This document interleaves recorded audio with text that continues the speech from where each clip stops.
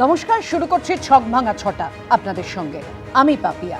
শীতের কনকনে কাঁপুনির মধ্যে ভোটের গনগনে উত্তাপ, কপ্টার বিতর্ক দিয়ে রাজনৈতিক চাপানোতর দিয়ে শুরু করে একেবারে নোবেল জয়ী অমর্ত্য সেনকে নোটিশ পাঠিয়ে হেনস্থার অভিযোগে সরব হয়েছেন অভিষেক বন্দ্যোপাধ্যায়, পাল্টা শুভেন্দু অধিকারী।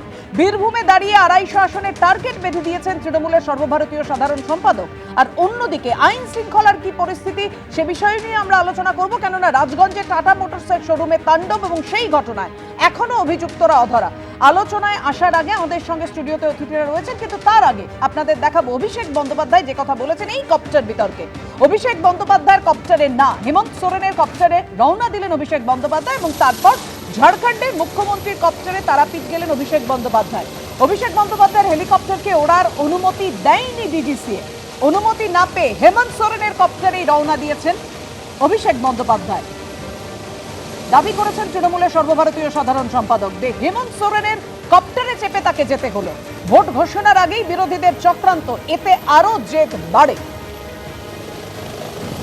কি বলেছেন অভিষেক বন্দ্যোপাধ্যায়?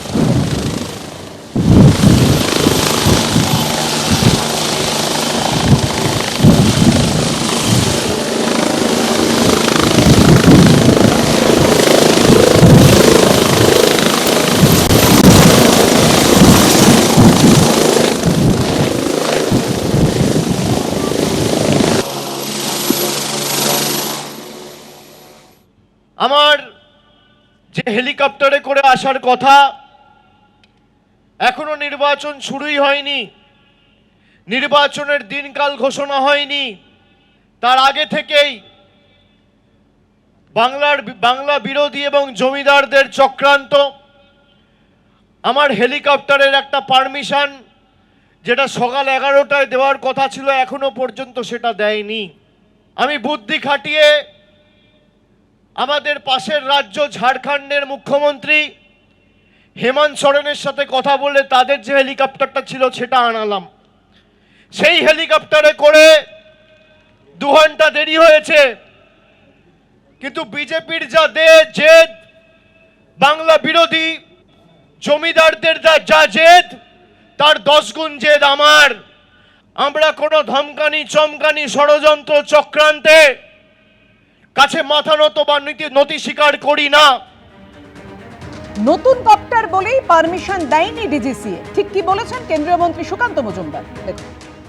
কে ওনার হেলিকপ্টার ছিল, সেই হেলিকপ্টার উঠতে দেরি হয়েছে, বলছে ডিজিসিএ নাকি পারমিশন দেয়নি।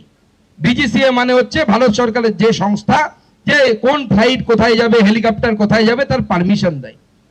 তা আমি ভাবলাম দিল্লিতে খবর নি, দিল্লিতে খবর নিলাম, দিল্লি বলছে আরে বাবা নতুন হেলিকপ্টারে পারমিশন নিতে গেলে অনেক আগে পারমিশন নিতে হয় এবং তার সমস্ত সুরক্ষা পরীক্ষা হয়। কারণ কালকে যদি অভিষেক বন্দ্যোপাধ্যায় উঠে ওই হেলিকপ্টার যদি ভেঙে পড়ে তখন তো বলে মোদি দায়ী। তো পরীক্ষা নিয়ে দেরি হয়েছে। অন্য 3টে হেলিকপ্টারের পারমিশন ছিল, তার মধ্যে একটা নিয়ে উড়েছে, বলছে মোদি নাকি দেয়নি, বিজেপি নাকি দেয়নি। আরে তৃণমূলের অভিষেক ব্যানার্জির যা অবস্থা, এরপরে তো বলবে সকালবেলা উঠে পেট পরিষ্কার হয়নি, মোদির জন্য হয়নি, বিজেপির জন্য হয়নি। অর্থাৎ বুঝতেই পাচ্ছেন কপ্টার বিতর্ক জানিয়ে প্রত্যেকবার, বিশেষ করে ভোট আসার আগে থেকে হেভিওয়েটরা নেতা মন্ত্রীরা যখন আসতে শুরু করেন, এই কপ্টার ওঠা নামা নিয়ে এবং কপ্টার পাওয়া না পাওয়া নিয়ে বিতর্ক একেবারে চরমে ওঠে। আমি প্রথমেই শুভময়দার কাছে আসবো। শুভময়দা, এই নিয়ে রাজনীতি এ তো নতুন নয়। মমতা বন্দ্যোপাধ্যায় কিছুদিন আগে বলেছেন যে এরা চক্রান্ত করে আমার সঙ্গে পারবে না, বরঞ্চ আরো যে সংযোগ সেটা নিবিড় হলো। আজকেও অভিষেক বন্দ্যোপাধ্যায়ের গলায় কার্যত একই সুর শোনা গেল। এটা রাজনীতিতে কোন ধরনের অভিযোগ বলে আপনি মনে করছেন? একেবারেই রাজনীতিতে তো নির্বাচনের আগে তরজা অত্যন্ত প্রয়োজন, এবং এটা নতুন একটা শুরু হলো, যেটাকে আমরা এরপর থেকে পাঠ্য বইয়ের ভাষায় বলবো তৃণমূল বিজেপি হেলিকপ্টার তরজা। এবং তৃণমূলেরই প্রাক্তন সাংসদ, তার তো সেই গান সকলের মনে আছে, হেলিকপ্টার হেলিকপ্টার নেতা আসছেন, পাখা ঘুরছে নেতা ভাসছেন। সব দলেরই নেত্রীরা এখন হেলিকপ্টারে চড়বেন। কিন্তু প্রশ্ন হচ্ছে, অভিষেকবাবুর বক্তব্যে একটা জায়গা আমরা লক্ষ্য করলাম, এখনো ভোট আসেনি, আদতে ভোটটা এসে গেছে এবং সেই সঙ্গে ভোট পাখি হেলিকপ্টারও এসে গেছে। সেই সুমনের শেষ প্যারাগ্রাফটা, ভোট দিয়েছিস, ভোট দিয়েছো, ভোট দিয়েছেন, ভোট মানুষের মুখে, ব্যালট পেপার দেখছেন, নেতা দেখছেন। দূর থেকে হেলিকপ্টার থেকে মানুষগুলোকে দেখা হচ্ছে এক একটা ভোট হিসেবে, এবং সেই জায়গায় শিক্ষার কথা নেই, স্বাস্থ্যর কথা নেই, কোনো স্কুল হেলিকপ্টার থেকে দেখতে পাওয়া যাচ্ছে না। হেলিকপ্টার থেকে শুধু যেটা দেখার দরকার পড়ছে, কাতারে কাতারে মানুষ বসে থাকবে। হেলিকপ্টার থেকে সেই মানুষগুলোর ভোট দরকার, হেলিকপ্টারে ঝুড়ি করে সেই মানুষগুলোর ভোটটা নিয়ে যেতে হবে, যাতে সামনের 2026 নির্বাচন জেতা যায়। তার জন্য ডোল রাজনীতি থেকে শুরু করে যা যা প্রয়োজন সমস্ত রাজনৈতিক নেতারা সেটা করতে থাকবেন। মাঠে নেমে মানুষের কথা বলা, মানুষের জন্য কি কাজ করতে হবে তাই নিয়ে তর্জা হবে না। আপনি বারবার দেখবেন শিক্ষা নিয়ে কোনো আলোচনা হবে না, কোন স্কুলটা বন্ধ হয়ে গেল, কোথায় দিদিমণি নেই, তাদের চাকরিগুলো কোথায় গেল, মাস্টারমশাই রাস্তায় ঘুরে বেড়াচ্ছেন, তাদের পুলিশ লাথি মারছে কিনা, এই নিয়ে কোনো আলোচনা হবে না। আলোচনা হবে কোন হেলিকপ্টারটা বিজেপির জন্য উঠতে পারলো না, কোন হেলিকপ্টারটা বিজেপি উঠতে দিল না, এবং তাই নিয়ে মন্ত্রী থেকে শুরু করে রাজ্যের মন্ত্রী, কেন্দ্রের মন্ত্রী, আমাদের এখানকার সমস্ত গুরুত্বপূর্ণ নেতা নেত্রী, তারা বিপুল আলোচনা করবেন এবং আমরাও সেই আলোচনার শরিক হব। অর্থাৎ রাজ্যের উন্নয়নের প্রশ্ন, কটা শিল্প হলো, হেলিকপ্টারে করে একজন শিল্পপতি পুরুলিয়া বা বাঁকুড়ায় গিয়ে নামতে পারলেন কিনা, সেখানে একটা বিরাট শিল্প এলো, মানুষ কাজ পেল কিনা, সেই নিয়ে কোনো আলোচনা হবে না। আলোচনা হবে ভোট প্রচারে মন্ত্রীরা গেলেন কিনা, দেশের নেতারা গেলেন কিনা, তারা আবার মানুষের মুখে ব্যালট পেপার বা ওই ভোট বাক্স দেখতে পেলেন কিনা। একদম, আমি বৈশ্বনাথদার কাছে আসবো। বৈশ্বনাথ, অভিষেক বন্দ্যোপাধ্যায় বলছেন বুদ্ধি করে মাথা খাটিয়ে পাশের রাজ্য ঝাড়খণ্ডের সঙ্গে কথা বলে, হেমন্ত সোরেনের সঙ্গে কথা বলে তার কপ্টারে করে এলাম। আমি বলছি এখানে তো সুকান্ত মজুমদার একেবারে সভা থেকে দাঁড়িয়ে বলছেন নতুন কপ্টার, সেটা যদি টেকনিক্যাল পারমিশন না পায় তাহলে ডিজিসিএ কি করে অনুমতি দেবে? বিষয়টা হলো যে বিরোধী দলকে প্রচার করতে দেবো না, কথা বলতে দেবো না, তাদেরকে জেলে ঢুকিয়ে দেবো, তাদেরকে সেন্ট্রাল এজেন্সিকে দিয়ে হয়রানি করব, এটা কেবলমাত্র তৃণমূল কংগ্রেসের বক্তব্য নয়। ভারতবর্ষের বিজেপি বিরোধী সমস্ত রাজনৈতিক দল বিজেপির বিরুদ্ধে এইটা বারবার বলে এসছে যে তারা বিরোধী দলকে নানানভাবে হেনস্থা করে। আজকে এটা একটা শিডিউল প্রোগ্রাম ছিল, আজকে পারমিশনের জন্য অন্য হেলিকপ্টারকে তাকে নিতে হয়েছে। তো আমরা আমাদের কথাটা মানুষের কাছে পৌঁছাতে পারবো না, এটা তো হতে পারে না গণতন্ত্রে। গণতন্ত্রে বিজেপি তার কথা বলবে, আমরা যারা বিজেপি বিরোধী আছি আমরা আমাদের কথা বলবো, মানুষ অ্যাকসেপ্ট করবে কাদের কথা। পশ্চিমবাংলায় 2021-এ দেখেছে মানুষ, 2024-এ দেখেছে। হেলিকপ্টার ফ্লাইটের রাজনীতি, এটা তো চার্টার্ড প্লেনের রাজনীতি, এটা তো ভারতীয় জনতা পার্টি শুরু করেছে। ভারতবর্ষের এরকম কোনো রাজনৈতিক দলকে আরেকটা দেখান না যে চার্টার্ড প্লেন পাঠিয়েছে কেবলমাত্র বিরোধী দলের তৃণমূল কংগ্রেসের কয়েকজনকে ভেঙে নেবার জন্য। পরবর্তীকালে ইলেকশন হেরে যাওয়ার পর সেই নেতারা আবার ফিরে এসছেন তৃণমূল কংগ্রেসে। সুতরাং এই যে রাজনীতি, উনি বললেন শুভময় দা যে এত কথা চার্টার্ড প্লেন বা এই হেলিকপ্টার আর প্লেনের, এটা তো বিজেপি শুরু করেছে ভারতবর্ষের রাজনীতিতে। রুটি কাপড়া মাখানের কথা তো মমতা ব্যানার্জি বলেছে, সকলের খাতে কাজ, সকলের পেটে ভাত। এবং এখানে বিনামূল্যে রাশন আছে, এখানে কন্যাশ্রী আছে, এখানে রূপশ্রী আছে, এখানে স্বাস্থ্যসাথী আছে, এখানে সামাজিক প্রকল্পের মধ্যে দিয়ে পশ্চিমবাংলার প্রতিটা পরিবার জন্ম থেকে মৃত্যু পর্যন্ত মমতা ব্যানার্জি সরকার তাদের কোনো না কোনো সমর্থনে দাঁড়িয়েছেন। প্রধানমন্ত্রী, নিশ্চয়ই আপনার মনে থাকবে 20শে ডিসেম্বর প্রধানমন্ত্রী নরেন্দ্র মোদীর হেলিকপ্টার সেটা কিন্তু নামতে পারেনি তাহেরপুরে, এবং আবহাওয়া খারাপ হওয়ার কারণে প্রধানমন্ত্রী সভা শুরু করার আগে মানে ভার্চুয়ালি যখন বক্তব্য রাখছিলেন অডিও বার্তায় তিনি বলছেন যে আমি জানি এই নিয়ে রাজনীতি হয়, কিন্তু আমি এই আবহাওয়ার কারণে আসতে পারিনি, এই নিয়ে কোনো জানি। সেখানে 3 জন মারা গেছিল, উনি হেলিকপ্টারে যেতে পারেননি, উনি ভার্চুয়ালি মিটিং করেছেন। ওনার প্রাণটা তো অনেক বেশি দামি না, সাধারণ মানুষ যারা মারা গেল তাদের প্রাণের তো দাম নেই, তারা তো ট্রেনে কাটা পড়ে মারা গেলেন। বিজেপি এখানেই তো সুকান্ত মজুমদার বলছেন যে এখানে যদি কপ্টারটা যে কারণে অনুমতি পায়নি, যদি কোনো প্রবলেম হতো, কোনো সমস্যা হতো, তাহলে তো প্রধানমন্ত্রী নরেন্দ্র মোদীকে দুস্থ তৃণমূল।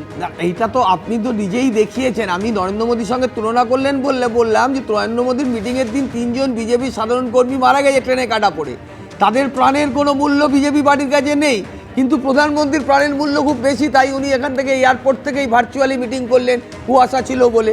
কারণ ওনার তো নানান ধরনের সিকিউরিটি নিয়ে চলতে হয়, কারণ উনি দেশের প্রধানমন্ত্রী, উনি বিজেপির তাবড় নেতা, সাধারণ কর্মীর দাম নেই। আমরা এটুকু মনে করি যে আমাদের কথা বলতে দেওয়ার বলার অধিকার আছে এবং মানুষের কাছে পৌঁছানোর অধিকার। এটা আপনারা বলছেন এটা একদম চক্রান্ত, যে কারণে উঠতে দেওয়া হয়। নিশ্চিতভাবে এখানে বিরোধীদেরকে কণ্ঠরোধ করার চেষ্টা হচ্ছে। আমি চয়নদার কাছে, চয়নদা আগে তো পায়ে হেঁটেই প্রচার হতো, তারপর গাড়ি করে প্রচার শুরু হলো, এখন কপ্টারে, যার ফলে রাজনীতিতে অন্যতম অঙ্গ হয়ে উঠলো এই কপ্টার রাজনীতি। কি করে বলবো বলুন, আমাদের কোনো নেতাকে তো আপনি কপ্টারে চড়ে ঘুরতে দেখেননি, অন্তত বেশ শেষ কয়েক বছর তো আপনি দেখতেও পাবেন না। যদি এই ব্যাপারটা আমাদের পক্ষে এই মন্তব্য করতে গেলে কপ্টার নিয়ে যেসব নিয়ম কানুন ইত্যাদি প্রভৃতি আছে সেগুলো অভিষেক বন্দ্যোপাধ্যায় কেন্দ্রীয় মন্ত্রী অথবা রাজ্যের কোনো মন্ত্রী বা সর্বোচ্চ পর্যায়ে নিরাপত্তাপ্রাপ্ত কী কেন কী বৃত্তান্ত, এগুলো তো আপনাদের বিষয়, আপনারা আলোচনা করুন। আমরা দেখলাম যে হেলিকপ্টারের নামা ওঠা নিয়ে শুভেন্দু অধিকারী ও অভিষেক বন্দ্যোপাধ্যায়ের মধ্যে তরজা, যে তরজায় মানুষের সংকটের কথা কিছু উঠে আসেনি। এই ভোটের আগে মানুষের যে মিনিমাম যে প্রতি দায়বদ্ধতা, সে কোনো কথাবার্তা উঠে এলো না। 100 দিনের কাজের কথা উঠে এলো না, শিক্ষার সংকটের কথা উঠে এলো না, 18,000 স্কুল বন্ধ হয়ে যাওয়ার কথা উঠে এলো না, 26,000 চাকরি যে চলে গেছে যাদের, তাদের আদালতের রায় ছাড়া ওই একটু এক্সটেনশন আগস্ট মাস অবধি পাওয়া গেছে, সেটা পাওয়া যেত না। কিন্তু সেটা কি করে নতুন চাকরিগুলোর ব্যবস্থা ঠিকঠাকভাবে করা যায়, স্বচ্ছ নিয়োগের গ্যারান্টি পাওয়া গেল না। এইগুলো পাওয়া গেল না। যেগুলো বারবারই উঠে আসে সেগুলো হচ্ছে একটা দরিদ্র রাজ্যে যেখানে মানুষের হাতে আয়ের সুযোগ কম, তাদের হাতে একটা আর্থিক অনুদান দিয়ে দেওয়া, এইটা একটা রাজ্যকে এগিয়ে নিয়ে যেতে পারে না। অনুদানের বিরোধী আমরা নই কোনোভাবে। যারা কর্মক্ষম নন তাদের হাতে অনুদান অবশ্যই দেওয়া যেতে পারে, যাদের কাজের সুযোগটা কম তাদের হাতে অনুদান অবশ্যই দেওয়া যেতে পারে। লক্ষ্মীর ভাণ্ডার বা ইত্যাদি প্রভৃতি সেগুলো আমরা যদি কোনোভাবেই নৈতিকভাবে কোনোদিন বিরোধিতা করতে পারবো না। কিন্তু ঘটনা যেটা সেটা হচ্ছে কাজের সুযোগটা তো কমে গেছে, এবং সবচেয়ে মুশকিল হচ্ছে যে সস্তায় মজুরি মজুরি পাওয়া যায় বা দিতে হয়, এটা সত্ত্বেও এখানে উন্নয়ন তার সঙ্গে একাধিক যে সমস্যা রয়েছে কর্মসংস্থান সহ, তাই নিয়ে কেন তাই নিয়ে রাজনীতি প্রচার না হয়ে কপ্টার কেন রাজনীতির অঙ্গ হয়ে উঠছে? চয়নদা যে কথা বলছিলেন, দেখুন আজকে দেখাবো যে এই সভা পাল্টা সভায় কিভাবে ভোটের উত্তাপ গরম হয়ে উঠলো, সেই ছবি আপনাদের সামনে রাখবো। একের পর এক সভা, মমতা বন্দ্যোপাধ্যায়, অভিষেক বন্দ্যোপাধ্যায়, রানাঘাটে দিলীপ ঘোষ এবং শ্রমিক ভট্টাচার্য, তালডাংরায় সুকান্ত মজুমদার, গঙ্গাসাগরে মমতা বন্দ্যোপাধ্যায়, রামপুরহাটে অভিষেক বন্দ্যোপাধ্যায়। কোথাও একেবারে আসনের টার্গেট বেঁধে দিলেন, কোথাও এসআইআর নিয়ে চাপানুতো। ভুল ভাল করছে ইলেকশন কমিশন, জীবিতদের মৃত দেখাচ্ছে, বয়োজ্যেষ্ঠদের নাকে নল পরিয়ে নিয়ে যাচ্ছে, এবং যেসব অ্যাপ করেছেন বিজেপির আইটি সেলকে দিয়ে, সেগুলো ইললিগাল, আনকনস্টিটিউশনাল, আনডেমোক্রেটিক। এভাবে চলতে পারে না। আপনাদের বলবো আপনারাই ক্রস চেক করুন এবং আপনারা মানুষের পাশে দাঁড়ান। আমাদের পাশে দাঁড়ানোর দরকার নেই। কত ভোটে যেতেন, কেন যেতেন আমরা জানলাম। যে নন্দীগ্রামে গেলেন ওখানকার লোক কানুনে বাড়ি পাঠিয়ে দিল, ওখানে মাত্র 10,000 মৃত ভোটার ছিল, জিততে পারলেন না। ভুয়ো ভোটাররা জিততে পারেন। তার খুব প্রিয় ভাই মেয়র ববি হাকিম, তার এলাকায় 66,000 বেরিয়েছে ভুয়ো ভোটার। বুঝতে পারেন তার আসলে 20, 25, 30% ভুয়ো ভোটার আছে। এই যে 3 বার জিতেছে টিএমসি, পুরোটা ভুয়ো ভোটারের ভোটে জিতেছে। সিপিএম তাই করতো। এবার 10 নয় 11-0 তৃণমূলের পক্ষে বীরভূমের মানুষকে করতে হবে। আজকে কথা দিতে হবে এই 3,600 বুথ থেকেই বাংলা বিরোধীদের ভোকাট্টা করতে হবে। একটা বুথে যেন এরা মাথা তুলতে না পারে। 250 আসনে তৃণমূলকে জেতাতে হবে। আমরা গুছিয়ে নামবো। কাউন্টিং হলে মেরে দিয়েছিলেন মানস সাহাকে, ক্যান্ডিডেটকে। এবারে যাতে এমন জায়গায় কাউন্টিং হল যাতে না হয়, যাতে কাউন্টিং এজেন্ট এবং প্রার্থীরা উপর আপনারা আক্রমণ করতে না পারেন, আপনাদের জঙ্গি জিহাদিরা, তার ব্যবস্থা আমরা করব। আমি শুভময়দার কাছে আসবো। শুভময়দা, ভোট আপনি কিছুক্ষণ আগেই বলছিলেন যে অভিষেক বন্দ্যোপাধ্যায় বলেছেন যে এখনো ভোট শুরু হয়নি, কিন্তু তার আগে পাল্টা আক্রমণ শুরু হয়ে গেছে। কিন্তু দেখুন, এর আগে এই ভোটের ময়দানে আলোচনা হয়েছে দুর্নীতি নিয়ে, ধর্ম নিয়ে, কিন্তু এসআইআর যে প্রধান ইস্যু হতে চলেছে এবারের ভোটে, সেটাই তো দেখা যাচ্ছে। হ্যাঁ, দেখুন, এটা একটা অত্যন্ত গুরুত্বপূর্ণ বিষয়। এক হচ্ছে দেশের গণতন্ত্র রক্ষার জন্য একটা সঠিক ভোটার তালিকা প্রয়োজন। এটা যেমন একদিকের যুক্তি, উল্টো দিকের যুক্তি হচ্ছে তার পদ্ধতিগত ত্রুটি যেন খুব বেশি না থাকে। এবং সত্যিকারেরই এটা রাজনৈতিক আলোচনার ক্ষেত্রে অত্যন্ত গুরুত্বপূর্ণ। কারণ এক হচ্ছে মানুষ কারা ভোট দেবেন, কারা নির্বাচিত করবেন মানুষকে, এবং এটা তো সত্যি যে দেশ যখন একবার সংজ্ঞায়িত হয়েছে তখন তো আর আন্তর্জাতিকতাবাদের কথা বলা যায় না। ফলে দেশের যারা নাগরিক তারাই ভোট দেবেন, এই নিয়ে কোনো সন্দেহ নেই। কিন্তু এই জায়গায় দাঁড়িয়ে পদ্ধতিগত বিষয়টি যদি সঠিকভাবে করা যায় তাহলে সেটা অত্যন্ত ভালো হয় এবং আমাদের গণতন্ত্র সুদৃঢ় হয়। অন্যদিকে কিন্তু রাজ্যের শাসক দল বারবার করে বলছে শুধু পদ্ধতিগত বিষয় নয়, এবং এই নাম বাদ যাওয়া নিয়ে তাদের বিভিন্ন ধরনের বক্তব্য, এবং এই গোটা বিষয়টায় কেন্দ্র এবং রাজ্যের যে সমন্বয়ের জায়গাটা তৈরি হওয়ার বিষয় ছিল সেই সমন্বয়ের জায়গাটা তৈরি হচ্ছে না। এবং গত কয়েকদিনের মধ্যেই মুখ্যমন্ত্রী বলেছেন যে তিনি একেবারে সুপ্রিম কোর্ট পর্যন্ত চলে যেতে পারেন। এইখানে একটাই প্রশ্ন থাকবে, সেটা হচ্ছে পশ্চিমবঙ্গের বিভিন্ন দুর্নীতি সংক্রান্ত ব্যাপারে কত বড় বড় উকিল, তাদের পেছনে কোটি কোটি টাকা খরচা হয়ে গেল, কিন্তু তৃণমূল কংগ্রেস কি তত টাকা এসআইআর সংক্রান্ত কেসের জন্য সুপ্রিম কোর্টে খরচা করছে? সেখানে কেন মুখ্যমন্ত্রীকে যেতে হচ্ছে? অবশ্যই তাহলে আগের কেসগুলোতেও মুখ্যমন্ত্রী যেতে পারতেন, তার তো নিশ্চয়ই সময়ের খুব অভাব, তার প্রচুর কাজ। ফলে এই যে এসআইআর এর ক্ষেত্রে বিষয়টিকে কিন্তু তৃণমূল কংগ্রেস সম্পূর্ণভাবে একটি রাজনৈতিক ইস্যু করে তুলেছে। দেখুন, অভিষেক বন্দ্যোপাধ্যায় আজকে বললেন যে ভোট ঘোষণা হয়নি, তার আগেই চক্রান্ত শুরু হয়ে গেছে। আমি এখানেই বিমলদার কাছে আসবো। বিমলদা, অভিষেক বন্দ্যোপাধ্যায় বলছেন তৃণমূল বলছে আসলে ভোটের ময়দানে এরা পারে না বলে, মানে বিজেপি পারে না বলে তাই এভাবে হেনস্থা করার চেষ্টা করে, এবং একই সঙ্গে আজকে বীরভূমের সভা থেকে অভিষেক বন্দ্যোপাধ্যায় টার্গেট বেঁধে দিয়েছেন 250। কিভাবে কমব্যাট করবেন? টার্গেট বেঁধে দিয়েছেন কারণ এবারে বিজেপি 250 আসন পেতে চলেছে এবং তৃণমূল এবার হারবে। আমি একদম এটাই আজকে ডেটটায় টাইমটা রেখে দিয়ে যাও, আজকে বলে যাচ্ছি তৃণমূল হারবে এবং বিজেপি 50-এর তল আমি শেষ করি তৃণমূল কংগ্রেসের এখন যিনি মুখ্যমন্ত্রী মমতা বন্দ্যোপাধ্যায়কে প্রাক্তন মুখ্যমন্ত্রী বলা হবে এটা নিশ্চিত। কারণটা কি? কারণ হচ্ছে পশ্চিমবাংলায় মাঠে ময়দানে আমরাও ঘুরে বেড়াই। একজন সাংবাদিক একটা ভালো কথা বলেছে, আমাকে ঠাট্টা করেই বলেছে, এবার যদি আপনারা ইলেকশনে জিততে না চান পাবলিকে পিটিয়ে আপনাদের জিতিয়ে দেবে। মানে এমন ক্ষোভ হয়েছে পাবলিকের। পাপিয়া, আমি নিজে মেদিনীপুরের গ্রামে গঞ্জে ঘুরে বেরিয়েছি কিছুদিন আগে অবধি 2টো লোকসভা কেন্দ্রে। মানুষ দেখলে শুধু বলছে দাদা এদের হাত থেকে আমাদের বাঁচান। বিহারে আমি লালু রাবড়ির আমলে গিয়েছিলাম বার্তিনেক অন্তত, 2004 সালে একবার গিয়ে দেখেছিলাম মানুষের রাগ ওই দলটার ওপরে, লালু রাবড়ির ওপরে কি অবস্থা হয়েছে দলটার। ফলে তৃণমূলের ওপর মানুষের ক্ষোভ ওই জায়গায় পৌঁছেছে। আমার কথা হচ্ছে নির্বাচনে কেউ জিতবে কেউ হারবে সেটা এই মুহূর্তে আর আলোচনা দরকার নেই, আমরাই জিতবো, আমি ছেড়ে দিলাম। তৃণমূলের ক্ষোভই মানুষ বিজেপিকে ক্ষমতায় আনবে।